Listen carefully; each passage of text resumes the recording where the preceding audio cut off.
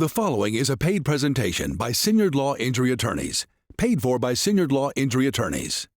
The Siniard Law Show, answering your legal questions, featuring attorneys Tommy Siniard, Bart Siniard, and your host, Aaron Dacey.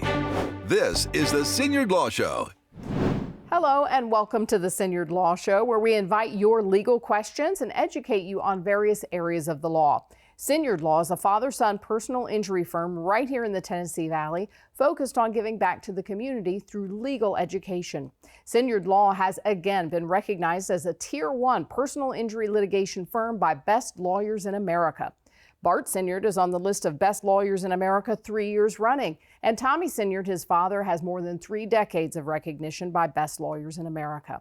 Tonight, we're discussing criminal law. Bart Siniard and guest attorney Eric Wood are answering your questions. Good evening, gentlemen. Good evening, Aaron. I'm glad we have Eric Wood here with us tonight. Eric has a lot of experience primarily handling criminal defense matters. You've been doing this 15 years now. He's actually been defending capital murder cases for close to 10 or 10 years now. And so he has a lot of knowledge that he can share with us. And before we started the show tonight, we were talking about the fentanyl crisis and how you as a criminal defense lawyer have really seen this play out on the ground in your day-to-day work life. Tell us what we need to know about that. Sure. Thanks for having me on. Yeah. And I have done probably 1,000 probation revocation cases over the last decade plus. And you see these themes. So much of the probationer population is involved in drugs. And 2012, it was so much meth. Just in our community, meth was the thing. Mm-hmm. And it changed about 2016, 17, and that range to where fentanyl was the driving force. And the biggest change is someone who does a lot of volume of these revocations is my clients started dying. Mm-hmm. And that just didn't happen with the meth being the driving cause.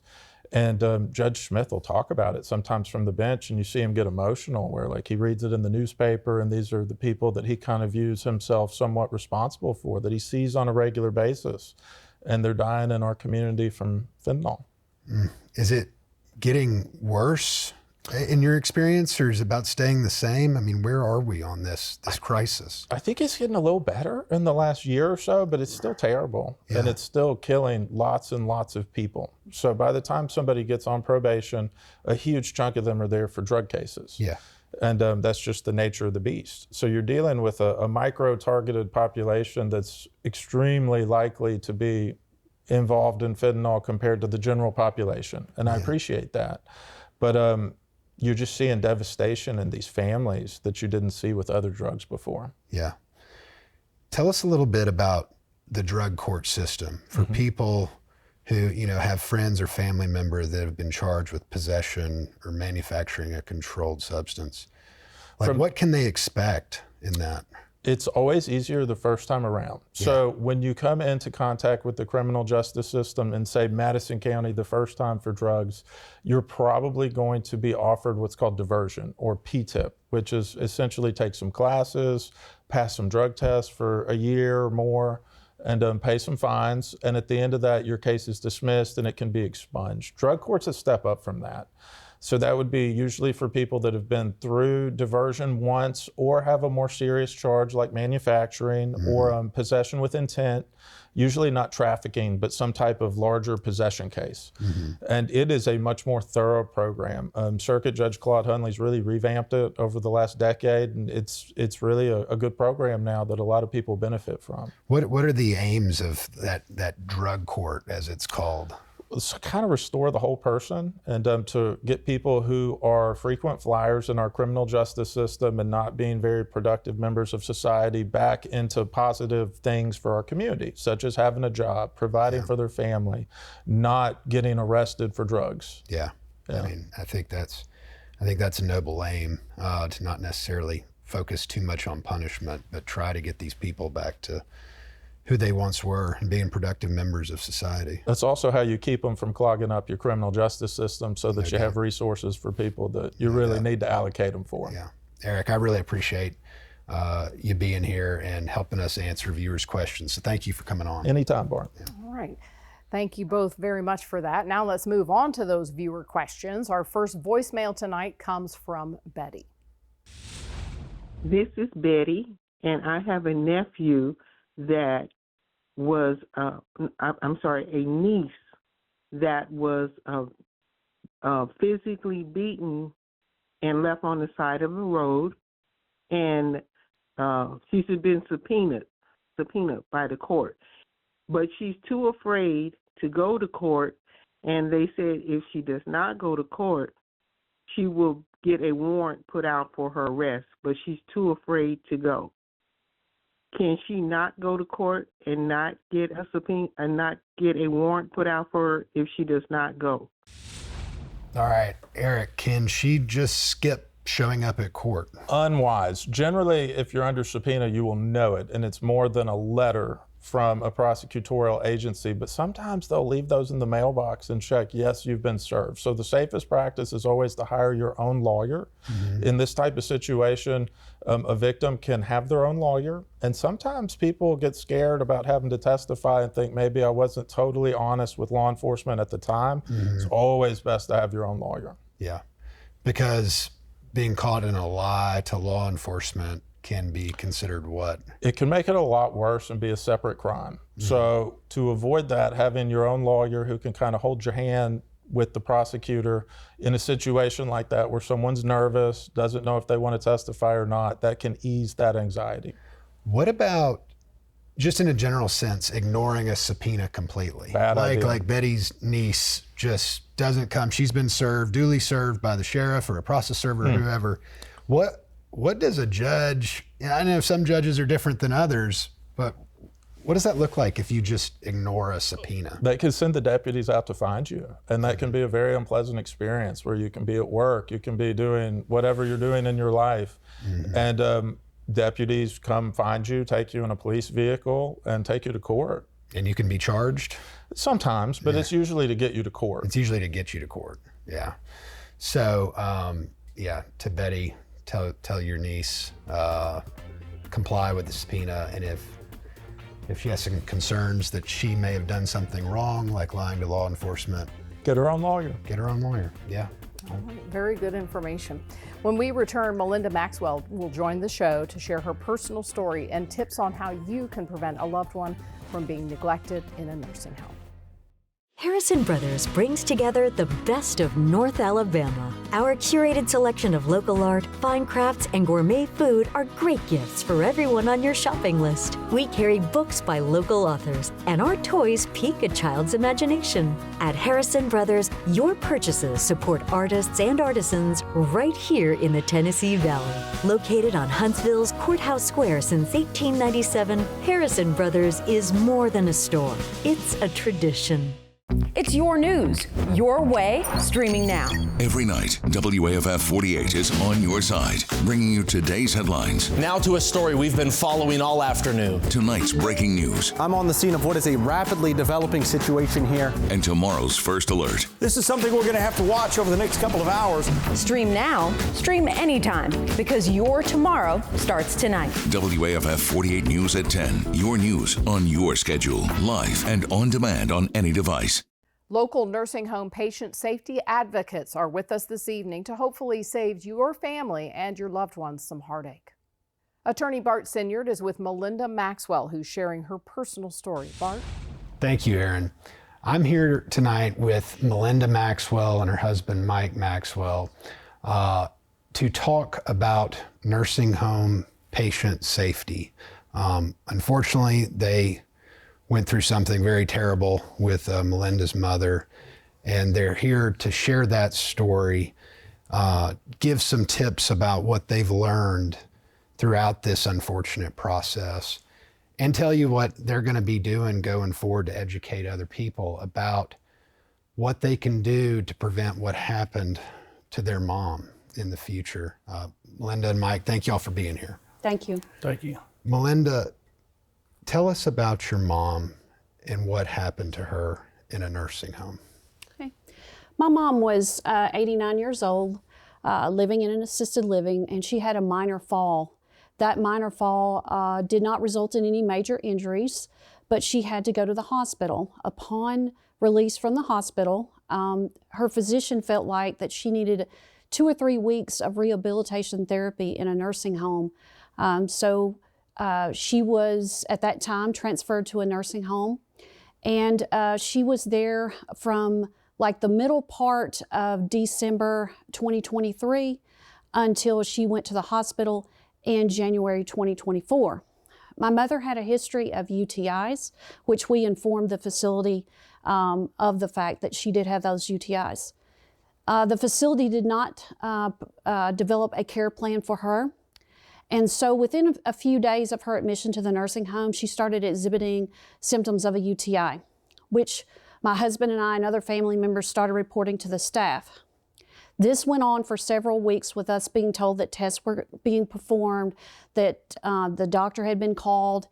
And during this time, my mother, there were several delays of treatment where she didn't have tests performed, she didn't have antibiotics administered, so she continued to decline. The thing that was very disheartening about the entire situation is we were there most days, and we're witnessing this and questioning the staff. The more we questioned, the more the nursing home staff retaliated against us. The first thing that happened is that we had an echo show that was approved by the administration. And that's like a camera and audio thing you put in your mother's room. Right. Yeah. To communicate, because she didn't have the ability to really dial a phone and so forth. Yeah, right. So regularly when we would question her care or what was happening related to the test they were supposed to be performing, the echo show would be unplugged, and I would have to drive in, about 30 minutes to plug it back up. So that was going on. The more that we questioned, the more that they tried to discharge her before she was medically ready. So the night that things got really bad with my mother, I got a call from my mother. One of the CNAs that she liked had allowed mother to call on her cell phone to me, and my mother said, "I'm dying," which I believed her. It took me another 2 or 3 hours to get the nursing home staff to answer. It was during the time in 2024 when the roads were closed due to icy weather. And once I got them, they told me that they have given my mother some tramadol and she was resting peacefully. I tried to call back later that night, still no answers. So I was in a position to where, once again, her echo show had been unplugged. The roads were closed, I couldn't get to her. So the next thing I knew, 6 o'clock in the morning the next morning, my mother had been transported via ambulance to the hospital. She was in uroseptic shock, which caused a heart attack and severe breathing difficulties. The agony of what happened was, for 2 weeks, my mother fought with everything she had to live. She begged us to help her. She wasn't ready to go. She was completely alert, had no cognitive issues. She wasn't ready. Yeah. And there were a couple of times that we actually thought that she might be, that she might overcome. Like I said, before the fall, our mother was a healthy, active, 89-year-old with good cognitive abilities. So the fact that, she died because of the delay of treatment, the lack of a care plan, just the way in general our family was treated by this local nursing home, it's agony, it's traumatic. So what it has caused in us is we don't want any other family to experience what we've experienced. We want to share what happened with my mother, not just to honor her memory, but she would want us to help other families. Absolutely. So we're going to be, launching a website and some reels and some videos related to things that we think families need to think about when they're contemplating putting their family member in a nursing home or an assisted living. Absolutely. And let me circle back to that in a second. I want to ask Mike something first. Mike, you've got a lot of experience working in the nursing home industry as an administrator. Yes, sir. Some things you would want families of future nursing home patients to know, if you could share that with our viewers. I think it's very important for families to be actively involved and visit as often as they can. I realize there's limitations sometimes on that, but if they're as actively involved, I think it's going to enhance the care for their loved one. A baseline care plan is required within 48 hours of admission. Within 14 days, they have to have a full care plan, which dictates all the issues that's going on with that particular resident.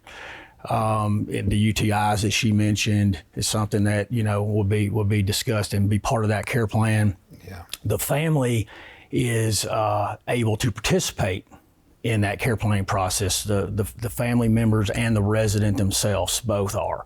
Yeah. So those kind of things can improve the quality of care that's provided. That feedback is actually welcomed by most nursing homes. Now, I want to ask also to both of y'all.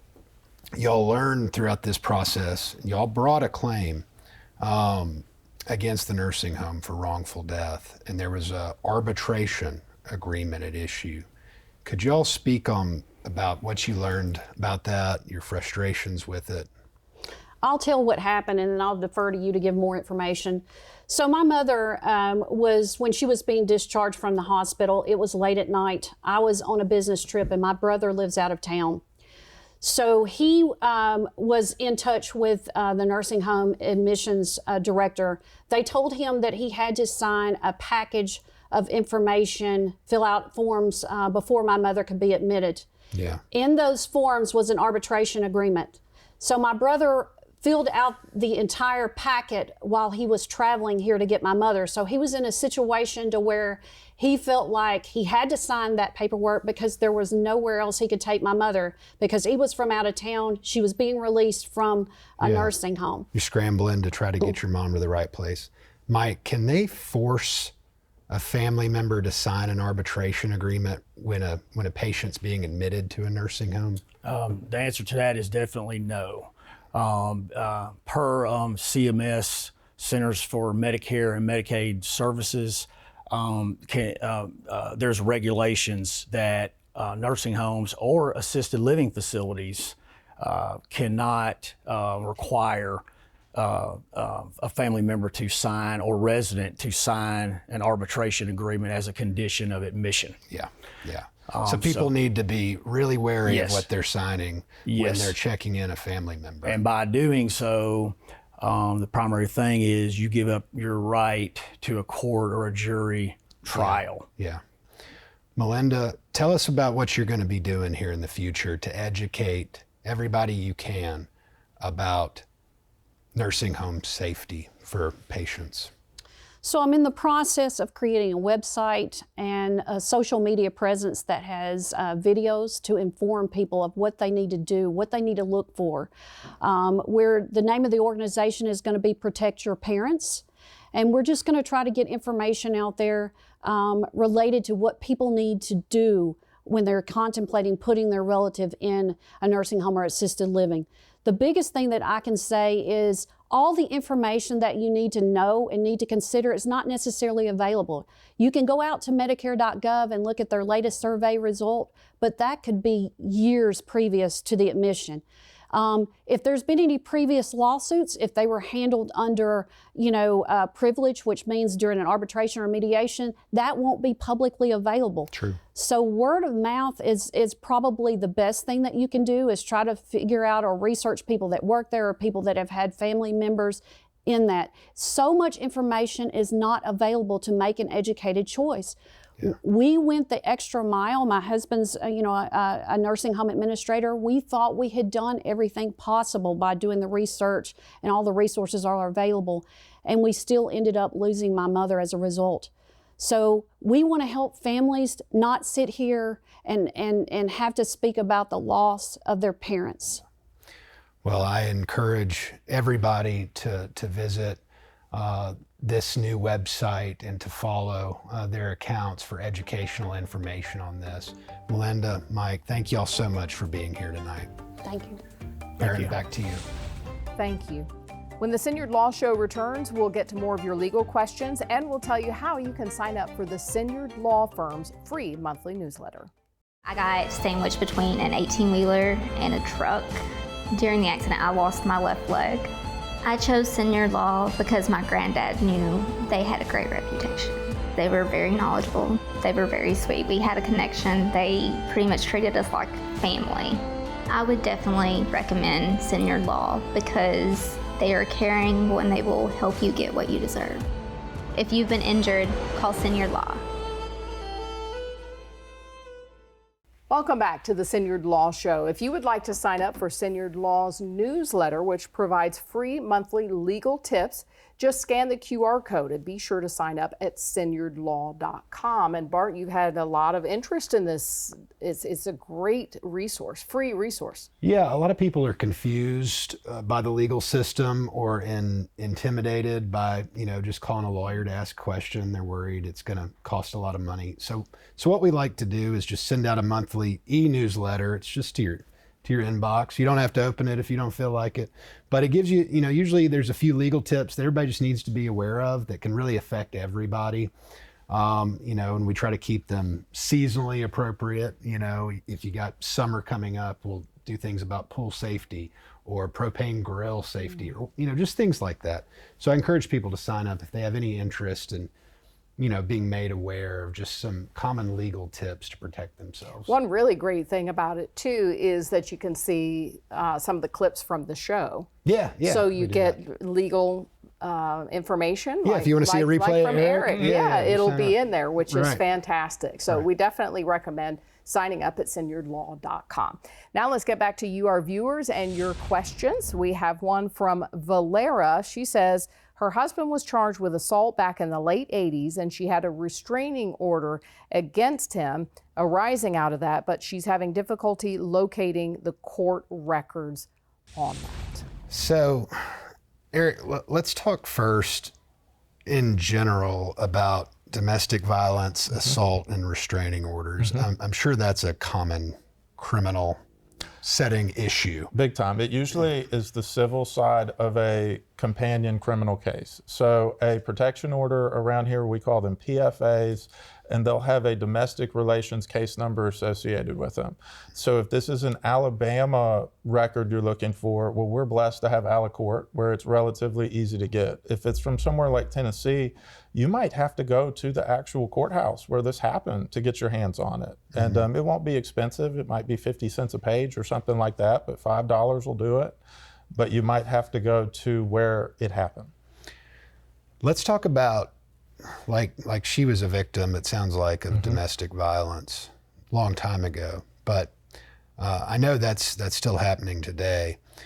If somebody, let's start with this. If somebody's been accused of this, and that's what you do, you represent the accused, what is your advice to that person who's been accused of domestic violence? It usually involves go get yourself a divorce lawyer, because you would be amazed at what percentage of these cases involve a divorce case or a potential divorce case, where the PFA can be weaponized to get a house in a divorce or to establish like primary custody during some initial phase of a divorce. So the first piece of advice would be accept that this is part of what's going on here and that this is going to be one small piece of a larger legal battle that might involve 2 or 3 different judges. First time domestic violence charge. What does that typically look like when you're representing somebody? First time that they've ever been charged with a form of domestic violence? It depends on the venue. So some places there is a type of diversion that people can do for domestic violence. In a lot of places, it's just not. So it's a misdemeanor that a lot of city courts will treat as like their capital murder, rightfully so, because it's usually the most serious type of case they deal with. But because of that, you usually are not able to resolve them in city court. And you have to do what's called stipulate an appeal or have a trial and then appeal it from there to the circuit court. And then you get a judge who is used to dealing with robbery, rape, murder, real serious stuff. And a domestic violence does not appear as a capital murder case to them, if that makes sense. Yeah, it does. Okay, interesting. Okay, very interesting. Well, let's get another email question. This one is from Quinnen, he writes, I was arrested for assault in the 3rd degree, but I have a lot of proof that the victim, the quote unquote victim, started the fight, including video footage that is on social media. Can I represent myself in this, or does something like this require a lawyer? I'll let you handle that. Can I represent myself? It reminds me of a saying an older lawyer taught me about, can I cut my own tonsils out? I mean, you can if you have a scalpel and a mirror and YouTube, but it's not a good decision. And in this situation, you really don't want to do that, because you win a case like this before you get to the courtroom by your lawyer getting that video to the prosecutor when they're not dealing with 30 cases in one setting. Right. And you say, look at this social media video. Yeah. That prosecutor's not going to have time to do that. You want a lawyer to be able to package that sales pitch, if you will, before you ever get to the courtroom. And that brings me to this. There's 2 ways, I guess, to hire a criminal defense lawyer. It's either through the court-appointed process or actually retaining with your own money. Mm-hmm. I know there may be some changes upcoming, particularly in Madison County. Oh, yeah. Can you explain what you know about that? Sure. So for the last, 50 years, we've had a court-appointed system since Gideon v. Wainwright. And at different times, every lawyer in this county has had to be on this court-appointed list. For, the last decade to 15 years, there's been a push in other parts of Alabama to go to a public defender's office, primarily to save money. Mm-hmm. The state likes it for indigent defense because it's cheaper. And people have different philosophical views on that, but it looks like Madison County is on the cusp of switching from an appointed system to a public defender system. Yeah, and will that affect in any way, people accused of crimes go about getting an attorney? Or? Oh yeah, so it changes the dynamic where a lot of these people are used to a court-appointed system where you could get lucky and get a really good lawyer, you could get unlucky, but at least you have that chance, right? Mm-hmm. With the public defender system, you know what you're getting. And proponents will argue that it raises the floor, which it probably does in some degree, but I would say, does it lower the ceiling in a way that's unacceptable? Interesting. Okay. Well, is that designed to help the backlog of the system, or why is that happening? Why is it changing? It's designed to save money for the state. So indigent defense is paid for by the state of Alabama. They have an office called the Office of Indigent Defense Services that facilitates the payment, and the public defender office is just substantially cheaper, so they like it. Interesting. Yeah. All right. Well, thank you both very much for this information on criminal law, and we look forward to hearing from you, our viewers, with your questions about any legal topic you'd like the attorneys to tackle. You can email us at questions@siniardlaw.com, or you can call our voicemail line at 844-7000-LAW. Join us next Sunday night after the late news. Good night.